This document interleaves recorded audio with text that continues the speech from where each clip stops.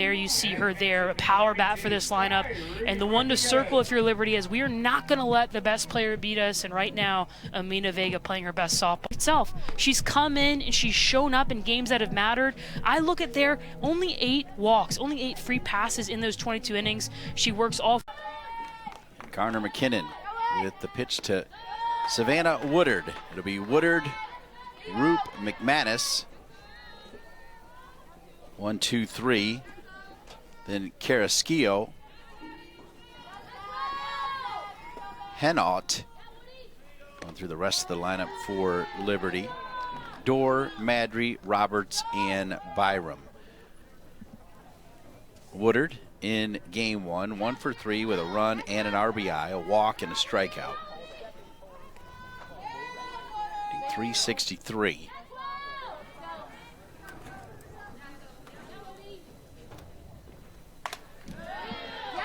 Fouled away for the Duke Blue Devils. Rodriguez catching her 2nd game in a row. Malaulu over at 3rd. Gold at short, Vega at 2nd, Baker at 1st. 2-1 pitch. Catches the corner. Got new umpires, so let's get you caught up on that as now Jimmy Robinson moves behind the plate. Bobby Martinez goes to first base, and Roger Potts, you see him right there, he hit behind the plate earlier. That's Jimmy Robinson, who you just saw. Here we go.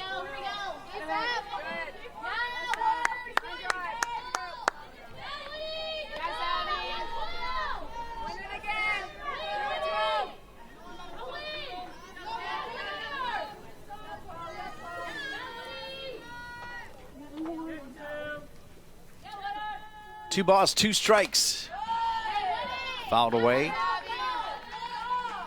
A win for Duke in game 1 pushes their record to 20-9. Liberty, just their 5th loss of the season, as they are 23-5. They are ranked top 25 nationally. They are expected to win the Conference USA tournament, but yet they've played enough games and got enough wins where, as I think, actually I don't need to think it, Dot said it to me, she feels like if they would happen to slip up and not win the Conference USA final, that they'll have the pedigree to still get in. What do you think, Rain?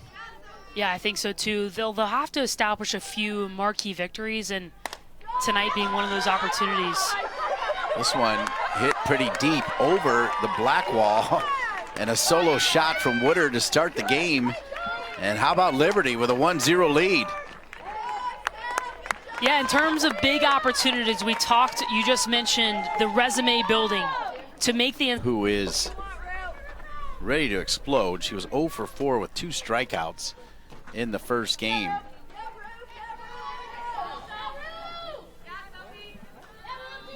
So Roop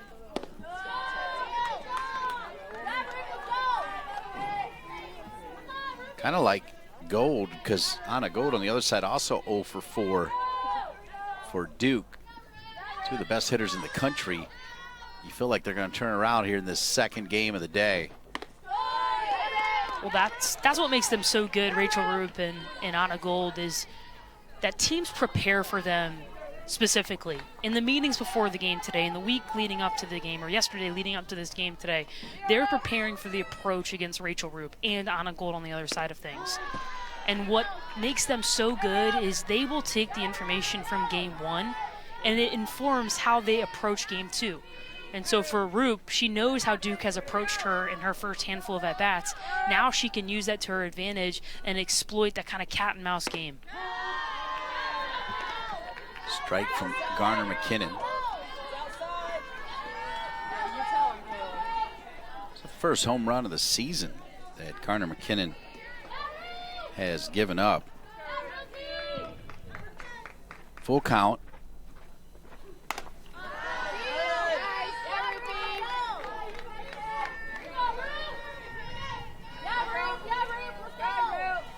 Wow, did Woodard just absolutely smash that one or what? Yeah, and things happen before they happen. What I mean by that is Savannah Woodard really worked the count, saw a lot of pitches, found her timing early in that at bat, that same pitch, she was fouling off to the left side, but able to connect. And there, Roop, a beautiful eye on the outside edge. Works the count 3 as just that, and Liberty starting this game very, very solid defensively, offensively.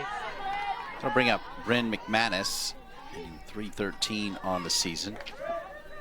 McManus, 2 hits in game 1, 2 of the 8 hits for Liberty as a team. Liberty, Conference USA, and of course Duke from the ACC. We talked about it in game 1. I understand the Syracuse series, Kara Lawson, the head coach of the Duke women's basketball team, was here supporting the Duke softball team. You always like seeing that one, as that one's hit sharply to Gold, and then Gold. Look at it. Baker couldn't get it clean, but she almost did. Gold made that closer than just about any player could possibly. In the air, I think it might be an out. Seeing where Rachel Roop got her handed on the foot of Jada Baker. But ultimately, to go back to Anna Gold at shortstop, we talked about her ability to range to both sides, quick transfer, strong arm. And then we saw last game the softball IQ on display, knowing where to go, reading the speed and direction of the ball. So good at shortstop for this Duke team.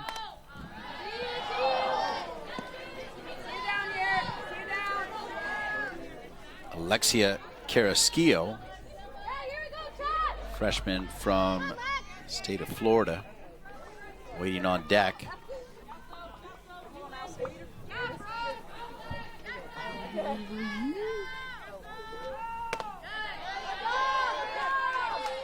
Yeah, a couple different lineup changes for Dot Richardson, her ball club. Alexia Carrasquillo comes in to catch here in game 2. Alyssa Hinault at third base here in game 2. Jemiah Byram at shortstop. So changing up the strategy against this Duke team. Vega, quick flip, Gold, yes. Taylor made double play, and Duke will come to the plate. Other than the pitcher, Marissa Young running back the same exact lineup, same exact spots here, Rain.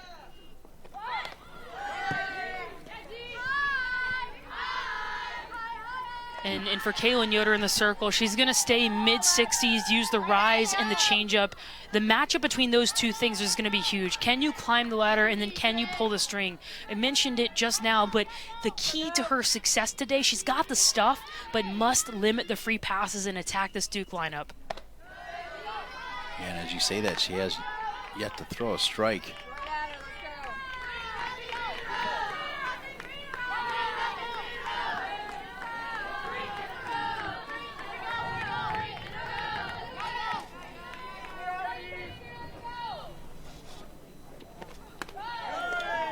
So a walk. Just talked about the fact that one key focus for Yoder, the free passes, and Jennings gets one. Yeah, and it doesn't get easier throughout this lineup, especially highlighting Amina Vega and Jada Baker, both whom had solo shots in game 1. But for Amina Vega, has such a good eye and the ability to establish the zone mentally, and that's a difficult matchup for a pitcher struggling with command. But to any young pitchers out there, I'm sure Kaylin Yoder knows that that is the point of focus for her. I mean, these athletes are very aware of what it means to attack the zone and how critical it is to limit the free passes. I promise folks at home, the more you tell a pitcher to throw strikes, I guarantee the more frustrated they'll get, and they are trying to throw strikes. So it's the ability to keep having conversations, delivering cues to the pitcher about how to kind of make small adjustments, and then also putting your arm around your teammate. Sometimes that's all your teammate needs when they know they're struggling to find the zone, and Brooke Roberts, a senior, has been there before, puts her arm around the sophomore, Kaylin Yoder. Right at you. Still unable to throw a strike here in the first 2 batters. Liberty was one of 3 teams outside of the Power 4 conferences to qualify for regionals all 4 years since the COVID-shortened 2020 season.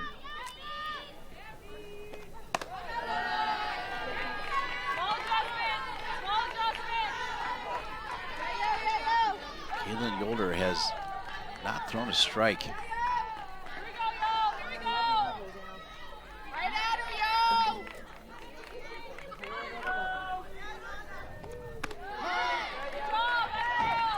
And sometimes, Dean, it only takes one, and especially the first inning. That can be when you really begin to try to get the nerves out, relax a little bit. This is a big atmosphere, and you're facing one of the best hitters in the country in Amina Vega. You see the numbers there. Strike 2 to Vega. Rain, I think we agree on most everything, except the one thing that we don't agree on, and it's is that, to me, 3-0, somebody like Vega or Gold, like they're not even required to look at the coach. Vega was taken all the way there, 3-0, and she would have crushed it, I think, to the moon if she took a swing at it. This one's trouble over at first base, which was the story of the first game, and defense has been an issue here for Liberty. When you make it a big problem that you have to fix, it almost becomes an even larger problem. The fear of making errors, the fear of continuing the snowball effect of the poor defense. And so for Liberty now, it's time to look forward, focus on the next play, and just continue to battle. Brooke Roberts, the senior, spent time at the College of Central Florida over at first base. There's Anna Gold's numbers.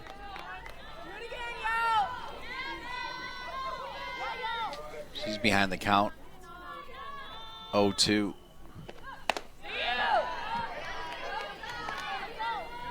Capable of when she attacks the zone. You can see she's really settled in here. The first 7 pitches, all balls. Now she's starting to mix in her changeup, mix up in the zone, and we can see it start to level out here early in this game. 2 balls, 2 strikes to Gold. And strike 3. Took that one down to 48.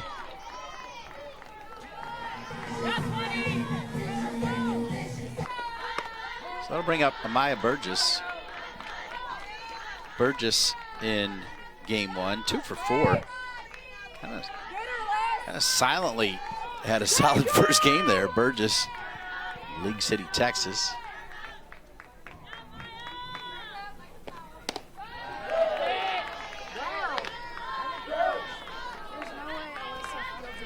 Yeah, to your point, Dean, Amaya Burgess had a great game last game, and I think the offensive prowess of Duke was a little bit overshadowed actually by the Liberty defense, but Amaya Burgess put together a couple really nice at-bats against this Liberty team. Burgess with another nice at-bat, hits it really deep off the wall. Rounding third is Jennings. Jennings is going to be safe at home, and it's a 1-1 tie, and safe at third. Coming in is Vega, and over to second is Burgess. Safe at third, and Deanna Jennings. Is it deep enough to send Vega? It is not.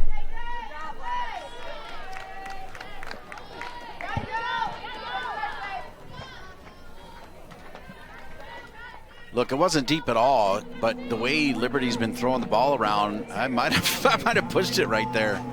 Yeah, and that was totally the correct play in terms of sprinting off the bag and trying to draw the throw. That one was a good throw. Mina Vega read it well. Gets back to third base, and you also live to see another at-bat by Kyrie Rodriguez, who's been swinging it well as well.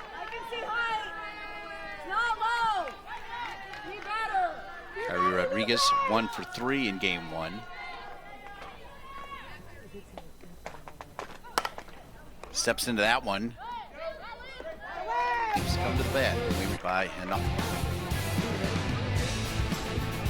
1 inning in game 2. And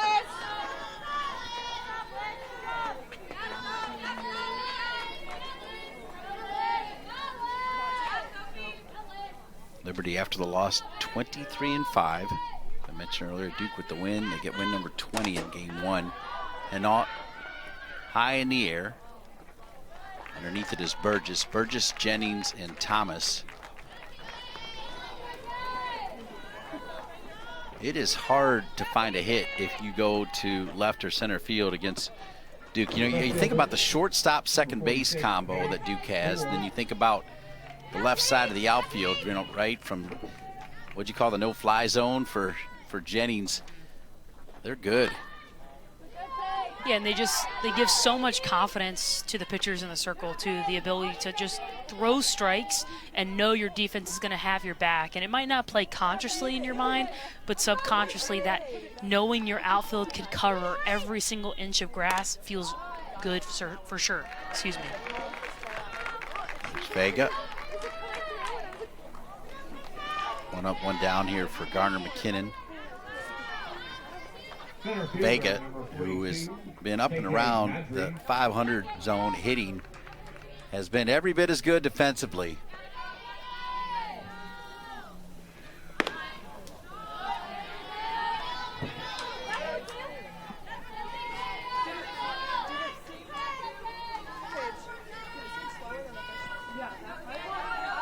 KK Madry.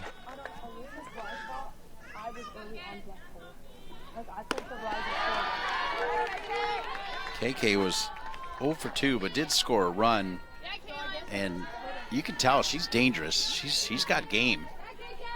Yeah, she's the real deal. The numbers there, I mean, video game numbers, batting .430 on the year, and the wheels that she has. Look at that. I think she beat the second baseman Vega down to first base. It was ruled a foul ball anyway, but Not. But KK Madry showing off the wheels. 1 ball, 2 strikes, 2 outs. Foul ball.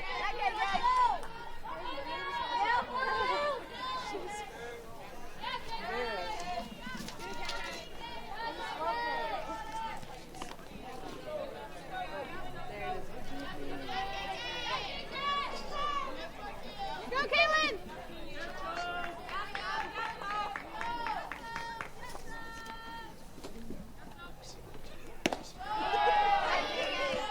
Tessa Mala'ulu not only has brought a good bat and good glove at third base, she's brought tremendous leadership to this Duke team. Yeah, and you can see it in the presence she brings, not only defensively and talking to her pitchers, but, you know, she had a couple home runs last weekend against Syracuse. And with that, Sophie Garner, we'll continue that story in a bit, but Sophie Garner-McKinnon showing it off, gets the first punch out of the day. We're tied up 1-1. 25th start of the season for the freshman, Brooklyn Thomas, listed as a utility player. What do you know about that? Besides the outfield, where else could we see number 42? Well, I mean, when you watch Brooklyn Thomas play, you can tell she's just a solid athlete, really strong arm, a lot of range out in the outfield. So, I mean, anytime you come into college as an athlete, it's always in your best interest to be a utility player. Because ultimately, if you can hit, you will find a way into the lineup defensively. And so I think a tool in the toolbox for head coach Marissa Young for years to come is being able to work Brooklyn Thomas in any position that the team might need. I like that. What a pitch. Yeah, Yoder's off speed is nasty, and the more she can command that pitch, the more it puts these Duke hitters off time for the hard stuff. And so that's the game, is being able to keep hitters off balance. You don't have to win it with a strikeout. Down the line. Oh, nice play. Reaching out for it was Roop, making it look easy. And you'll take those.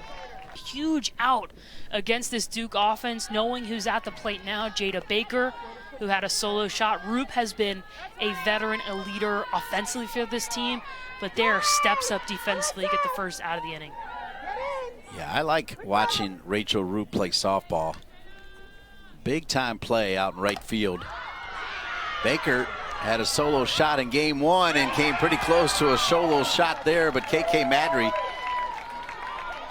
I don't think it was quite over the fence, but it was definitely along that white. Madry and this Liberty defense, and that's what it takes to flip the script, have a very, very quick memory, and ultimately the struggles in game 1. Already a struggle here tonight, but the game does not know. Every play is on its own, every play is fresh, and Dot Richardson has got to be proud of the defensive response here in the second. 2 fantastic plays by the right field and center field. He's on a bunt, handled there by Yoder. And it's a 1-2-3 inning. Liberty will take it. We have played 2 innings in Durham of game 2. And it's Liberty 1, Duke 1.